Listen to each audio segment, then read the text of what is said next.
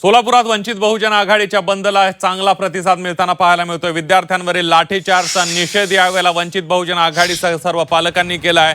मोर्चा काढत महाराष्ट्र बंदची हाक दिली। बाजारपेठांमध्ये शुकशुकाट पाहायला मिळाला, व्यवहार ठप्प झाले आणि एकीकडे एक प्रकारे व्यापाऱ्यांनी सुद्धा धर्मेंद्र प्रधान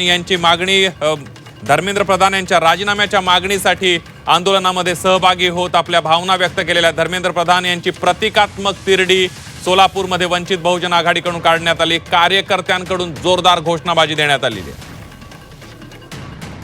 आज या ठिकाणी जो विद्यार्थ्यांवर लाठी हल्ला केलाय, या सरकारच्या निषेधार्थ वंचित बहुजन आघाडीच्या वतीने आणि विद्यार्थ्यांच्या वतीने हा निषेध आणि तिरडी मोर्चा काढण्यात आलेली आहे। तुम्ही बघू शकता धर्मेंद्र प्रधानच्या नावाची तिरडी, ज्या सरकारनं या विद्यार्थ्यांचा खून केलाय, या विद्यार्थ्यांवर लाठी हल्ला केलाय, या विद्यार्थ्यांची माती फोडायचं काम केलं आणि विद्यार्थ्यांना बदनाम करायचं काम केलं। उलट नीट पेपर